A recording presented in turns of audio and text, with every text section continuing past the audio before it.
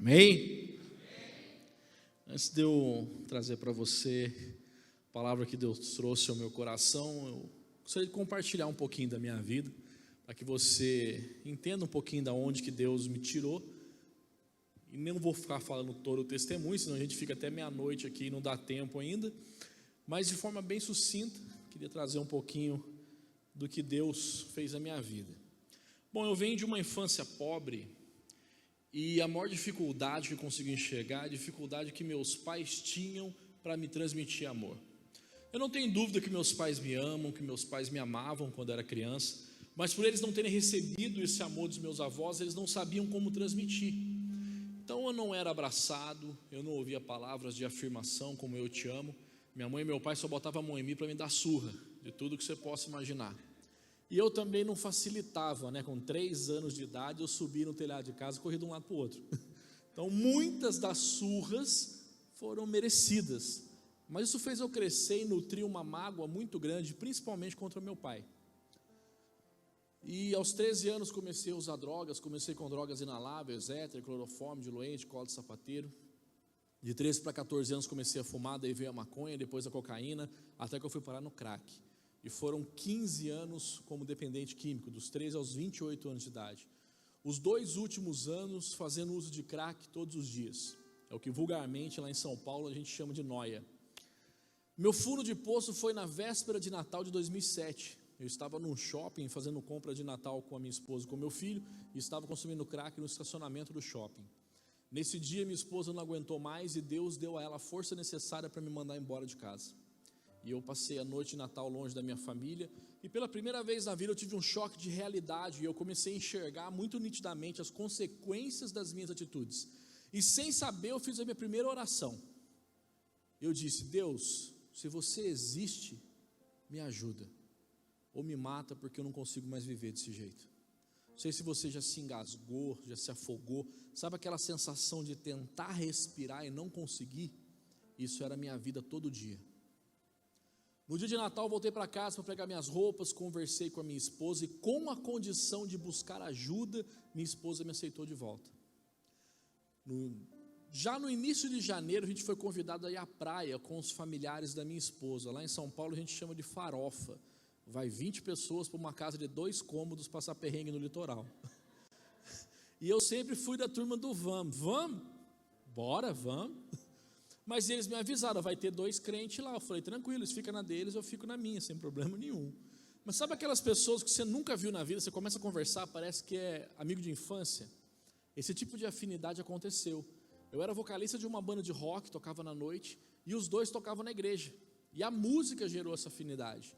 Então conversa vai, conversa vem sobre música. Eles falaram, a gente toca na igreja. Eu falei, pois um dia eu vou à igreja, para ouvir vocês tocarem. E fui. Dia 19 de janeiro de 2008, fui com aquela visão estereotipada de igreja evangélica, né? Eu chego lá, está o pastorzão de terra, me vai do braço, você vai para o inferno, vai para o inferno, vai para o inferno. E eu morria de medo de ficar endemoniado na igreja. Eu falei, eu pisar lá, eu vou encapetar. Mas eu falei que ia e fui. Quando eu chego de longe, cara, aquele rock tocando, mudava a letra, que falava de Jesus, mas o ritmo era rock. Quando eu entrei, que eu vi as luzes assim, igreja, falei, cara, que muito louco, parece uma balada, véio. E foi um dia atípico. O pessoal tinha acabado de voltar do Nordeste, de um projeto missionário chamado Projeto Oxente. Então o pessoal mostrava foto, contava testemunho, mostrava vídeo, e eu maravilhado com tudo que estava acontecendo. Depois que eu vim entender que tudo que eu estava sentindo era a presença de Deus. Mas eu lembro que eu toquei minha esposa e falei, se você falasse que era assim, eu tinha vindo antes. Minha esposa já estava orando por mim há 9 anos, orando pela minha conversão.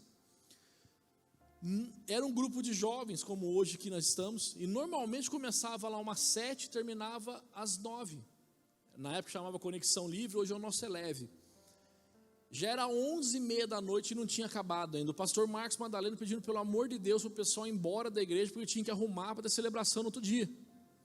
Aí 11h30 da noite não deu para fazer um apelo, como a gente sempre faz, no final de cada mensagem, no final de cada ministração. 11h30 da noite vai fazer apelo, que jeito, né? Aí estou eu na porta da igreja, sorriso na orelha, o pessoal, vamos lá que eu vou apresentar a banda para você. E eu fui conhecer o pessoal que estava ministrando louvor. O Robson era ministro de louvor, hoje ele é pastor na PIB em Jacareí, uma cidade próxima a São José dos Campos. E eu falei, nossa, como que vocês cantam bem, né? Como vocês tocam bem. Ele falou, o pessoal orou por você? Eu falei, não, então vem aqui que a gente quer orar por você. E no meio da oração ele fez a pergunta que mudou a minha vida. Você quer aceitar Jesus como seu Senhor e Salvador? Eu falei, eu quero. Meu irmão, até hoje eu não tenho palavras para descrever esse amor de Jesus. Minha esposa veio chorando no corredor da igreja, mesmo que não acreditando, né, que depois de 9 anos orando, que eu tinha entregue a minha vida para Jesus, me abraçou chorando, todo mundo que estava na igreja veio e me abraçou. Eu falei, ok, eu sei que grupo de jovem é um pouco mais doido mesmo, né? Eu quero ver como que é um culto normal. E no outro dia de manhã eu voltei, meu pastor Carlito Paes pregando, né? E eu queimando o filme da minha esposa, gente. Eu falei muito alto. E no meio da pregação eu dou aquele grito assim, amor, será que Deus está falando com todo mundo aqui do jeito que Ele está falando comigo? A minha esposa, fica quieto, pelo amor de Deus. Eu lembro que o meu pastor fez um apelo para o pessoal vir servir no alto de Páscoa. Eu nem sabia que era um alto de Páscoa, né? Ele começou a explicar. O pessoal que serviu na orquestra, o pessoal que serviu no teatro, o pessoal que serviu no coral. Quando ele falou teatro, eu pensei, eu fiz teatro na escola, deve servir, né? E fiquei de pé. Eu não sabia que eu não podia servir, porque eu não era membro da igreja. Mas eu vim na segunda-feira falar com a Nádia, que era responsável pelo teatro. Ela me recebeu muito bem, falou que eu poderia vir para os ensaios, que no decorrer do tempo eu seria batizado, ia ser membro da igreja, poderia servir. E tudo aconteceu dessa forma. Vim para os ensaios certinho, fui batizado dia 8 de março pelo pastor Fabiano. Mas no primeiro dia que eu cheguei para o ensaio do teatro, eu já me senti à vontade para falar dos meus problemas com o Bruno, que era quem representa Jesus no alto de Páscoa. Já que ele era Jesus, eu fui direto na fonte, né? Eu falei, Jesus, o negócio é o seguinte, eu estou com problema com isso. E comecei a jogar o meu lixo tudo em cima dele. E ele me indicou o ministério, que na época chamava Celebrando a Recuperação, hoje o 30 Semanas. Aí vou eu, dia 25 de janeiro, adentrando pela primeira vez então o ministério, né? O Celebrando, que hoje é o 30 Semanas. E é bom quando você vem com o coração quebrantado, né? Eu lembro que era uma palestra sobre codependência. Eu olhei e falei, nossa Deus, eu estou lascado mesmo. Eu nem sabia que esse negócio existia, agora descobri que eu tenho isso também. Terminou o primeiro momento, foi para um segundo momento, que é a divisão dos grupos de apoio, né? Depois eu explico um pouquinho melhor para vocês isso aí. E eu fiz uma coisa errada. Como era a primeira vez que eu estava indo ao ministério, eu tinha que ir no grupo de primeira vez, que explica o que é o ministério, como que funciona, quais grupos que tem. Eu fui direto no grupo de dependência química. Quando eu chego no grupo de dependência química, eu quase saí correndo.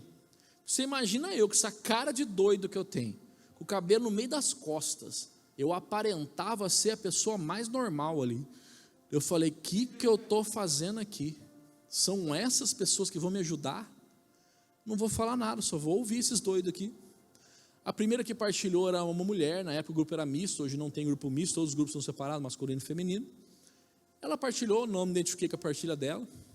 O segundo que partilhou, ele era usuário de droga injetável. Eu nunca usei droga injetável com medo de contrair HIV. Então, não me identifiquei com a partilha dele.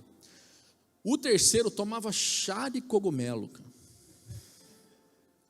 Eu sou de uma cidade que é ao lado de São José dos Campos, chama Caçapava.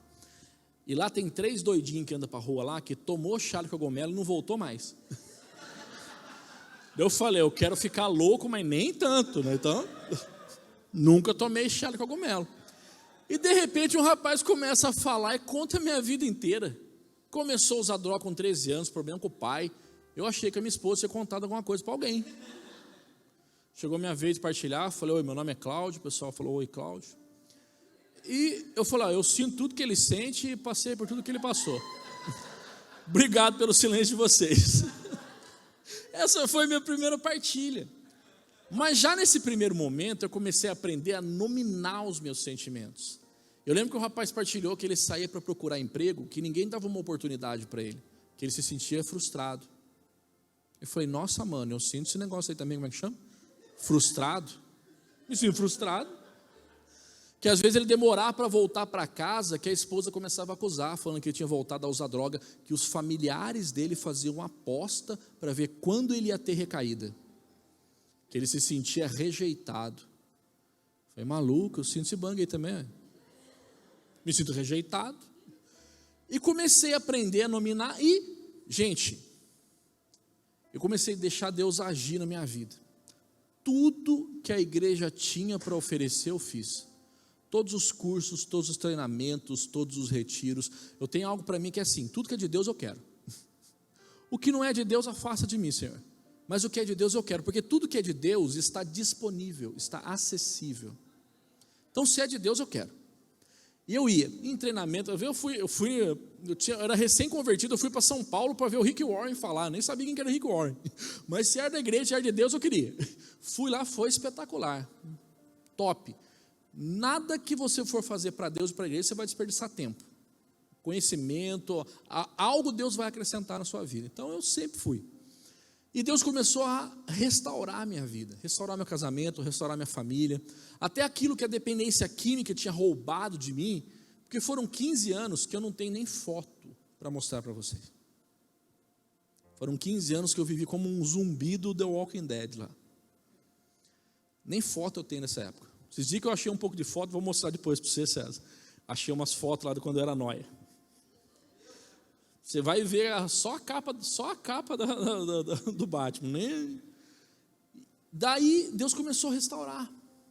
Gente, eu fui tirar a habilitação com 32 anos de idade. Eu voltei a estudar aos 28 anos de idade. O pastor virou para mim, eu tinha abandonado a escola na 8ª série. Pastor, filho, você precisa arrumar um emprego, você precisa pelo menos ter estudo. Bora eu fazer supletivo, pensa, com 28 anos de idade, com família, trabalhando, ia lá na escola, pegava a apostila, estudava, fazia prova, terminava a prova, pegava outra apostila, terminei o supletivo, terminei o ensino médio, agora o pastor vai largar do meu pé. Você não tem chamado, filho? Pra você ser pastor tem que ter faculdade teológica. Bora eu fazer faculdade teológica. Primeiro trabalho da faculdade, sabe quando você se esforça, você se dedica, você gosta daquilo que você está fazendo, você faz. E o professor me deu 6, e a média era 7. Eu falei, o que aconteceu, gente? Quando eu era criança, a média era 5. 6 já era um C+. Falei, estou dando 7 porque você é muito conciso. Eu fui procurar no Google do que ele estava me xingando. Descobri que eu sou muito conciso, sou muito objetivo, muito direto ao ponto. Comecei a orar. Falei, Espírito Santo, eu tenho que ler esse negócio aqui tudo uma vez e entender. Porque eu não tenho tempo para ler 2 vezes. Eu nunca tirei tanto 10 na minha vida. Eu me formei em 2015 como um dos melhores alunos da faculdade. O pastor Fabiano, ele cuida dos vocacionados da nossa igreja, ele usa o meu histórico escolar como exemplo. Ele fala, gente, se o Cláudio conseguiu, porque ele fala que eu sou um milagre, a quantidade de droga que eu usei, pelo tempo que eu usei, era para me babar e falar sozinho. Ele fala, se o Cláudio, que era para ser sequelado, conseguiu com essas notas, qual desculpa que você vai dar? E para resumir, gente, em 2017 eu fui ordenado um dos pastores da minha igreja. Mas como eu acabei de dizer, todo mundo que me conhece, ninguém vira e fala, nossa, o Cláudio é o cara. Todo mundo que me conhece fala, como Deus é poderoso. Porque se Deus pode dar jeito na minha vida, Ele pode dar jeito na sua vida também. Obrigado pelo silêncio de vocês. Vamos lá trazer uma palavra de Deus para o seu coração. O lugar da restauração. O texto base da nosso tema de hoje, você pode abrir ou ligar sua Bíblia aí em João 14:12. Evangelho de João 14:12. João 14:12 diz assim: digo-lhes a verdade, aquele que crê em mim, fará também as obras que tenho realizado, fará coisas ainda maiores do que esta, porque eu estou indo para o Pai. E desde a primeira vez que eu li esse versículo na Bíblia, isso desafiou tanto a minha compreensão da palavra, quanto a minha fé. E eu falo, como assim, Jesus, a gente vai fazer o que Jesus fazia já é algo assim que você pensa, meu Deus, como assim fazer algo maior? A primeira concepção que eu tive foi que Jesus estava se referindo à quantidade. Aí você vê lá, por exemplo, que nos evangelhos temos relatos que Jesus ressuscitou 3 pessoas. Lázaro, em João 11:43, a filha de Jairo, em Lucas 8:54, e o único filho de uma viúva, em Lucas 7:14. Então você pensa, se Jesus ressuscitou 3, em nome de Jesus, eu vou ressuscitar 4, 5, 6. Tem um pregador na África que já ressuscitou 27 pessoas. Mas daí eu continuei lendo a Bíblia, né? A Bíblia não é uma coisa que você lê e para, você tem que ler. Não sei se eu sou do tempo que a turma falava que se a gente lesse a Bíblia inteira, a gente ficava louco. Eu nunca dei essa importância, porque eu já era louco, então para mim não ia fazer diferença nenhuma. Então só que eu fiz errado, eu li do Antigo Testamento primeiro, eu fiquei viajando. Aí depois que eu fui ler o Novo, que eu fui entendendo. Aí eu estava nessa parte do Novo. Aí quando chega em João 21, 24, 25, diz assim: esse é o discípulo que dá testemunho dessas coisas e que as registrou. Sabemos que o seu testemunho é verdadeiro. Jesus fez também muitas outras coisas. Se cada uma delas fosse escrita, penso que nem mesmo no mundo inteiro haveria espaço suficiente para os livros que seriam escritos. Aí a teoria de quantidade caiu por terra, né? Porque você pensa, não dá nem para mensurar. Você lembra o relato do cego? Em Lucas 8:48, nós temos lá milagres como fazer o cego ver, o surdo ouvir, o paralítico andar. Em Lucas 8:48, tem o relato da viúva, daquela mulher que sofreu fluxo de sangue. E aquela mulher, ela abre um precedente. Antes disso, não tem nenhum relato na palavra de Deus que quando uma pessoa tocava em Jesus, ela era curada. Antes dela, não. Depois dela, lê lá Marcos 6:56. E onde quer que ele fosse, povoados, cidades ou campos, levavam os doentes para as praças e suplicaram-lhe que pelo menos pudessem tocar a borda de seu manto. E todos que nele tocavam eram curados. Todos. Não dava nem para contar, gente. Você imagina Jesus passando no meio de uma multidão, todo mundo que tocava nele era curado. Não tinha como contar os milagres de Jesus. Mas daí eu fui percebendo que mesmo naquela época e hoje também, as pessoas, elas queriam os milagres de Jesus, não o Jesus dos milagres. E onde ele ia, fazia muito milagre. Grande parte dessas pessoas não conseguia nem agradecer. Como você vê lá, o relato dos 10 leprosos, em Lucas 17, 19. E Jesus pergunta: não foram purificados todos os 10? Onde estão os outros 9? Não achou nenhum que voltasse e desse louvor a Deus, a não ser esse estrangeiro? Então ele disse: levante-se, sua fé te salvou. Eu acredito que quando Jesus fala em obras maiores, ele está se referindo à mudança de caráter, que só é possível através de um relacionamento com ele.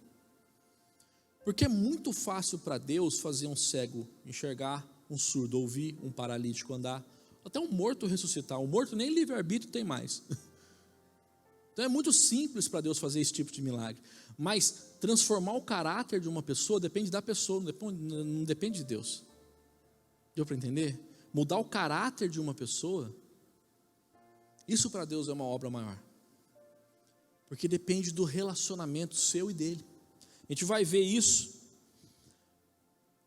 Qual que é o problema?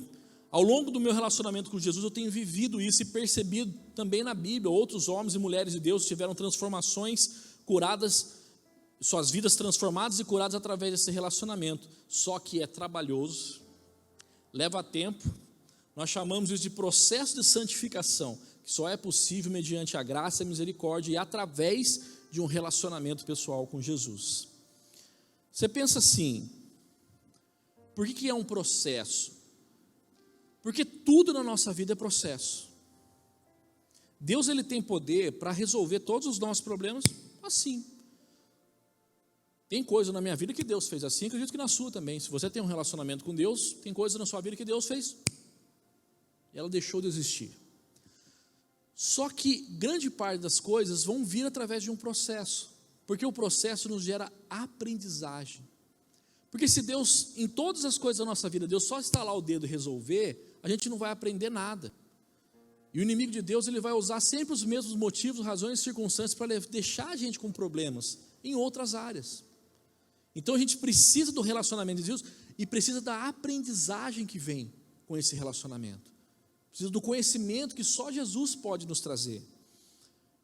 E a gente vê isso também em muitos heróis da fé, ao longo da palavra de Deus, que tiveram sua vida transformadas, que tiveram...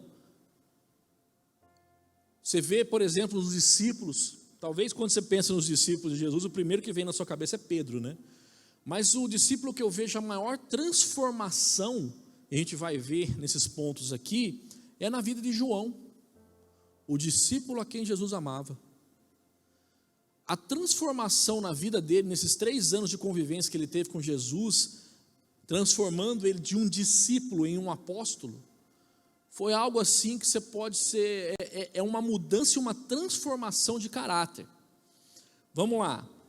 Somente o relacionamento com Jesus pode restaurar. Em primeiro ponto, o propósito da sua vida.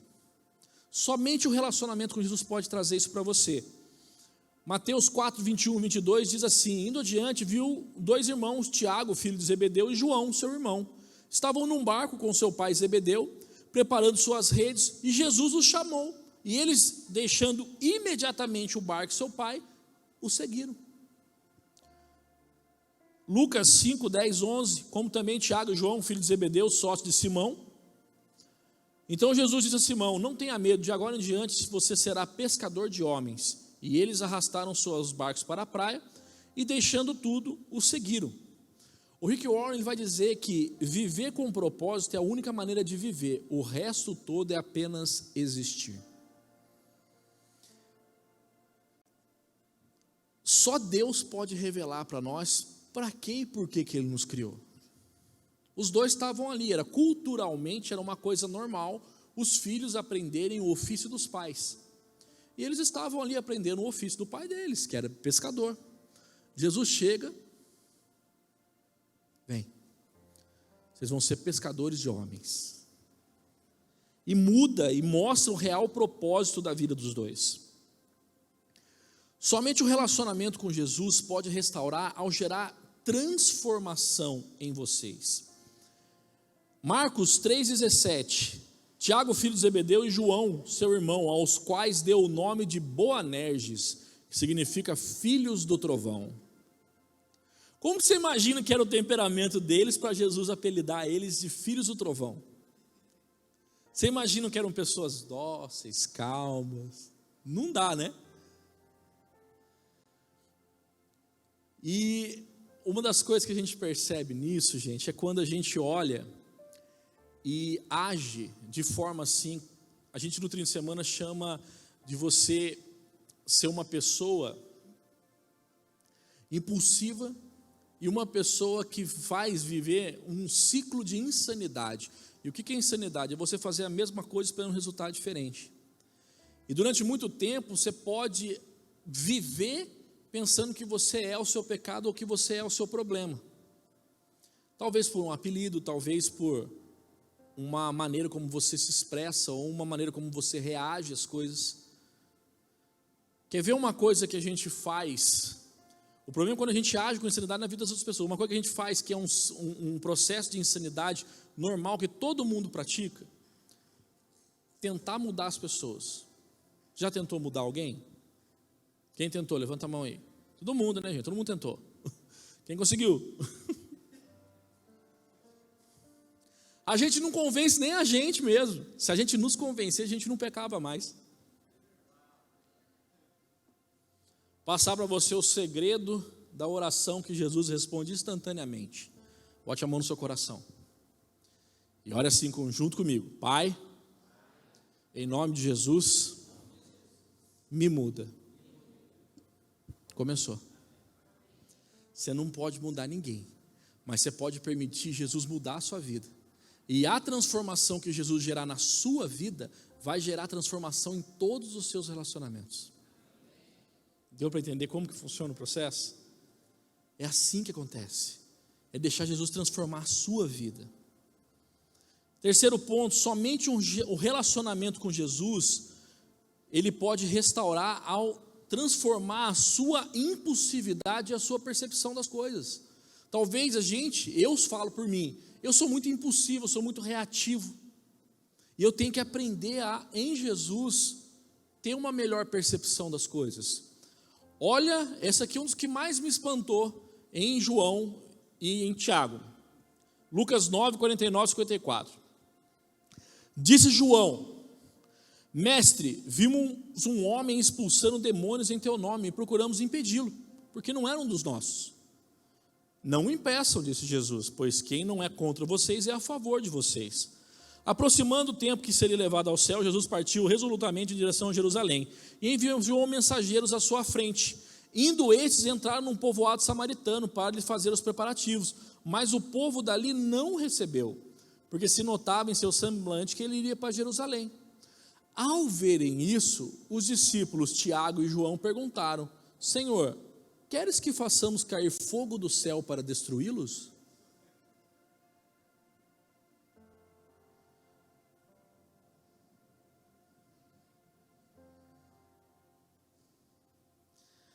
Faz 8 anos que eu tento fazer o grupo do Sem Noção no 30 Semanas. Esse grupo do Sem Noção, eu tinha até a líder dele pronta já, mano. Você entra no meu Facebook, lá você vai ver foto minha de Barrabás. Eu faço o Barrabás, o nosso alto de Páscoa, né? Então eu estava cabeludo, barbudo, parecendo morador de rua. Aí essa irmã chega para mim há 8 anos atrás, né? Olha para mim assim e pergunta: Nossa, Cláudio, quantos anos tu tem? Eu falei para ela: 33, na época eu tinha 33, hoje eu estou com 41. Ela olhou assim para mim e falou: Nossa, como que a droga acaba com a pessoa, né?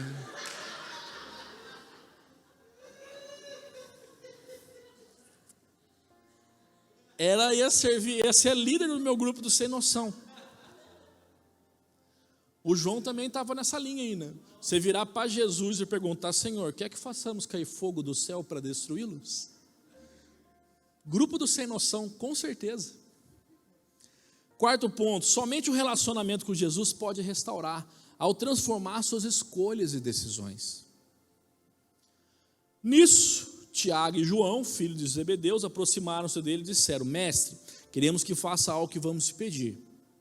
O que quer que eu lhes faça? Perguntou ele. E eles responderam: Permite que na tua glória nos assentemos um à tua direita e o outro à tua esquerda. E disse Jesus: Vocês não sabem o que estão pedindo. Podem vocês beber do cálice que estou bebendo ou ser batizados com o batismo que estou sendo batizado? Podemos, responderam eles. E Jesus disse: Vocês beberão dos cálices que estou bebendo e serão batizados com o batismo que estou sendo batizado. Mas o assentar-me à minha direita ou à minha esquerda não cabe a mim conceder. Esses lugares pertencem àqueles para quem foram preparados. Quando os outros 10 ouviram essas coisas, ficaram indignados com Tiago e João.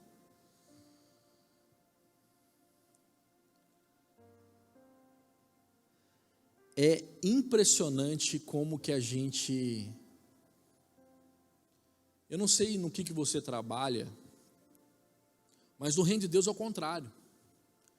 Se você for acompanhar o texto, seguir o texto, Jesus fala isso. Se você quer ser o primeiro, você precisa ser o último. Se você quiser ser perfeito, você precisa ser escravo. No reino de Deus é o contrário que as coisas funcionam. Você entendeu? Porque você não faz para Deus para ser visto, você não faz para Deus para aparecer, você não faz para Deus para ganhar status. Sabe uma coisa que eu gosto, que eu amo fazer para Deus? Arrumar cadeira. Arrumar cadeira não gera orgulho. Vou falar de mim. Você lembra que eu falei que eu era vocalista de banda de rock, tocava na noite, cantava na noite? Eu ministrei louvor na minha igreja uma vez, por necessidade. Porque hoje eu entendo o que é louvar a Deus, o que é adorar a Deus. E eu gosto de fazer isso no meio de todo mundo.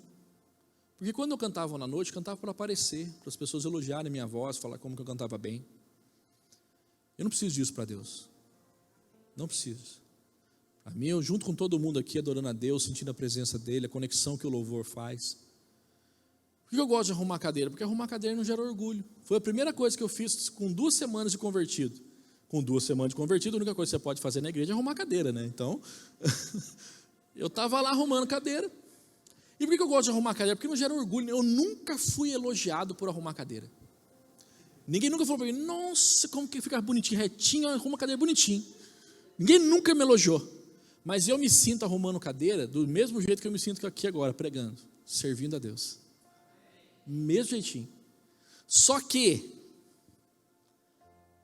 quem está na linha de frente, quem está aqui aparecendo, como eu estou agora, com o holoforte em cima de mim, eu já recebo a minha honra agora. Vocês só de estarem sentados em silêncio, me ouvindo, já é uma honra. Então eu estou recebendo a honra. A glória é de Deus, mas a honra Deus compartilha comigo, agora, imediato. Quem serve a Deus no secreto, o irmão que está ali em cima no multimídia, o irmão que está ali ajustando o som, as luzes, pessoas que levantaram a intercessão, que você nem estão vendo, aí sim, é esse que está em secreto, o Pai que vem em secreto o recompensará. Deu para entender? Então não sei se você serve na linha de frente ou nos bastidores. Quem serve na linha de frente, recebe agora. Quem serve nos bastidores, o Pai que vem em secreto o recompensará. Você está servindo a Deus.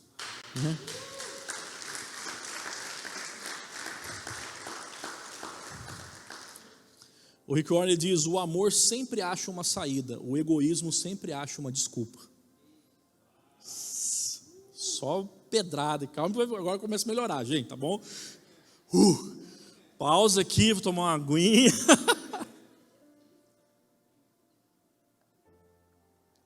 Somente o relacionamento com Jesus pode restaurar, ao te levar ao arrependimento e ao perdão. Agora, 1 João, não mais João o discípulo, agora João o apóstolo. Depois de 3 anos de relacionamento com Jesus, 1 João 1, 8 e 10. Se afirmamos que estamos sem pecado, enganamos a nós mesmos e a verdade não está em nós. Se confessarmos os nossos pecados, Ele é fiel e justo para nos perdoar os pecados e nos purificar de toda injustiça. Se afirmarmos que não temos cometido pecado, fazemos de Deus um mentiroso e a sua palavra não está em nós. Desde criança eu desenvolvi um mecanismo de defesa que foi a frieza. E eu fui me condicionando para me proteger emocionalmente de frustrações e traumas, a me condicionar a me tornar uma pessoa extremamente fria. Na minha vida adulta eu consegui.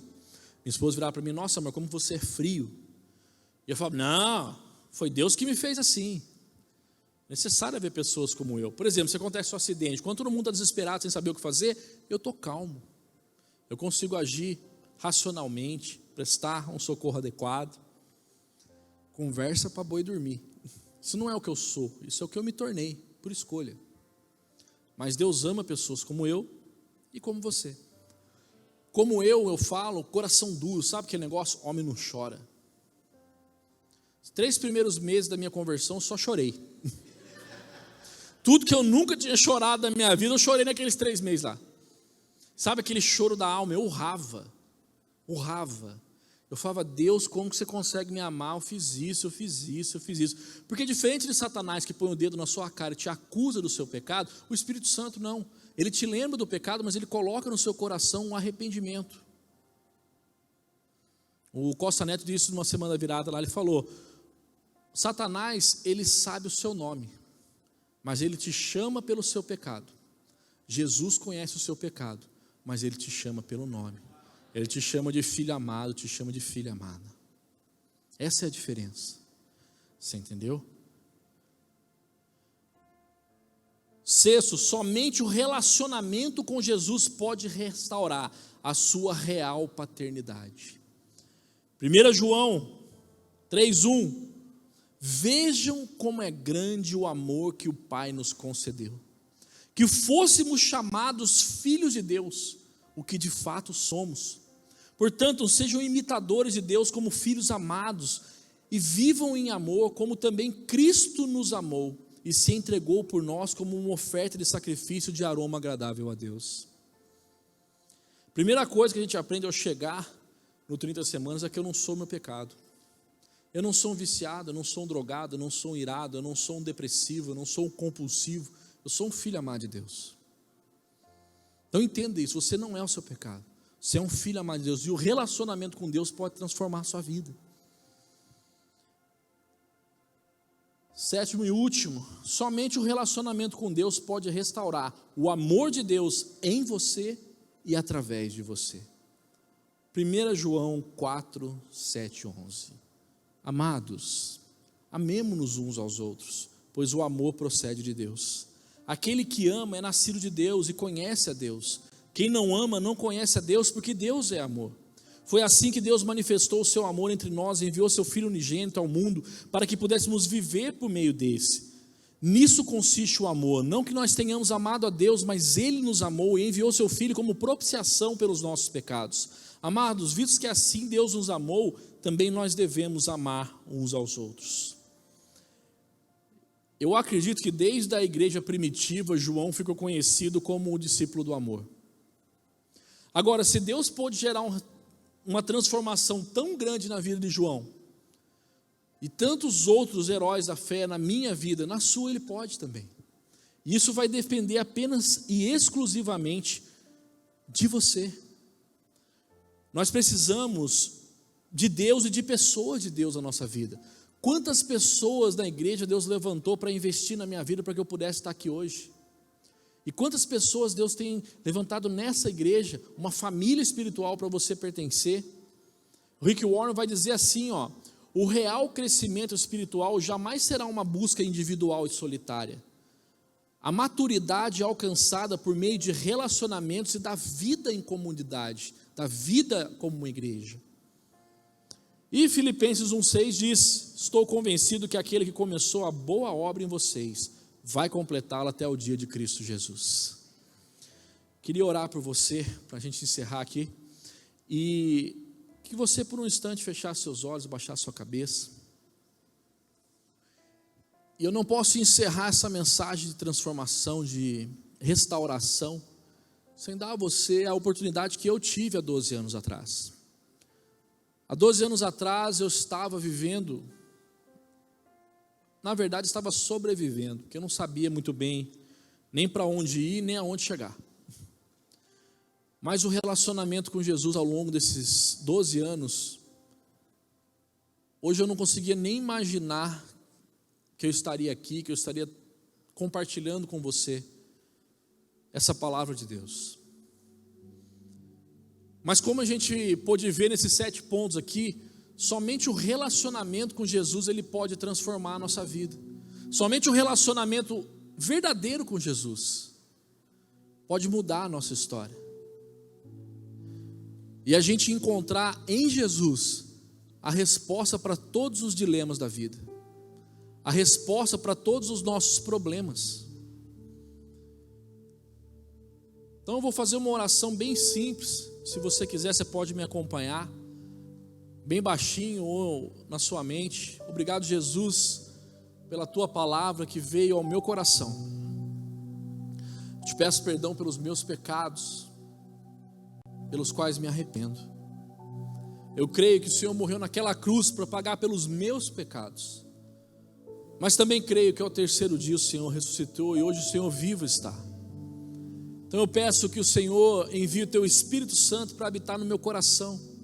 Escreva o meu nome no livro da vida, porque hoje nós iniciamos esse relacionamento crescente e eterno, e hoje eu te recebo como meu Senhor e meu Salvador, em teu nome, Jesus.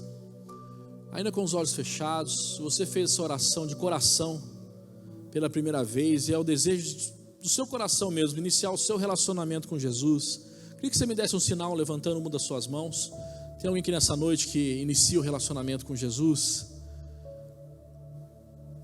Deus abençoe, em nome de Jesus. Mais alguém que fez essa oração pela primeira vez e quer mesmo ter uma mudança de vida, ter uma vida restaurada, transformada nos caminhos de Deus?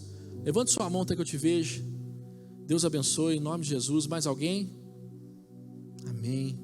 Talvez você já tenha vivido esse relacionamento com Jesus, mas alguma frustração com a sua família, ou até mesmo com a igreja, te fez se afastar dos caminhos do Senhor. Mas você já percebeu que sem Jesus não dá. É impossível viver uma vida sem Ele. Se você já experimentou da presença de Deus na sua vida, nada que o mundo tem para oferecer se compara à presença de Jesus. Então o teu desejo nessa noite é de se reconciliar com Cristo, se reconciliar com a igreja. Tem alguém nessa noite que está voltando para a casa do Pai? Dá um sinal se você está voltando. Deus abençoe em nome de Jesus. Mais alguém que está se reconciliando, está voltando para Jesus hoje? Amém.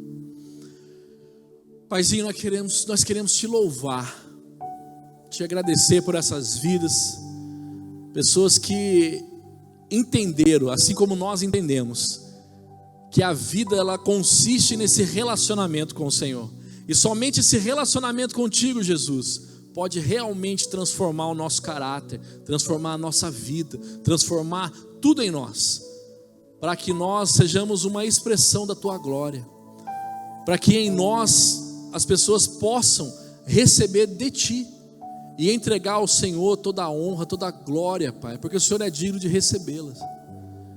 Eu peço, Pai, se tem alguém aqui passando por alguma dor, algum sofrimento, alguma tristeza no seu coração, que em nome de Jesus, o teu Espírito Santo agora possa dar o direcionamento, possa dar a solução, nos dá coragem para nos abrirmos, coragem para buscarmos pessoas aqui na fé, irmãos da fé, pessoas para quem a gente possa abrir o nosso coração, e em nome de Jesus essas pessoas serão instrumentos do Senhor na nossa vida. Obrigado por essa igreja, pela liderança, pelos pastores, por sermos uma família para pertencer nesse lugar, Pai, por termos esse refúgio, apesar da adversidade que a gente viveu esse ano, nós podemos contar com a tua graça, com a tua misericórdia sobre a nossa vida. E nós vamos, Pai, assim como superamos cada adversidade até aqui, vamos superar mais essa. E em todo esse tempo, reconhecendo o Senhor da nossa vida, o Senhor nos direcionando, o Senhor nos guiando, o Senhor nos livrando. Obrigado, Jesus, pelo teu cuidado. Obrigado, Pai, porque se não for o Senhor, não tem outro, Pai, a quem a gente, não tem mais ninguém a quem nós colocarmos a nossa esperança, porque é no Senhor que a nossa esperança está, com a certeza que o Senhor tem agido em nosso favor. Te louvamos pela vida de cada um aqui, por cada família aqui representada. Peço da tua bênção, da tua proteção e da tua provisão sobre cada lar aqui. Obrigado pelo privilégio de poder estar aqui hoje compartilhando com eles um pouco do muito que o Senhor tem feito na nossa vida, Pai. Te louvamos por tudo isso no precioso e poderoso nome de Jesus. Amém. Deus abençoe em nome de Jesus.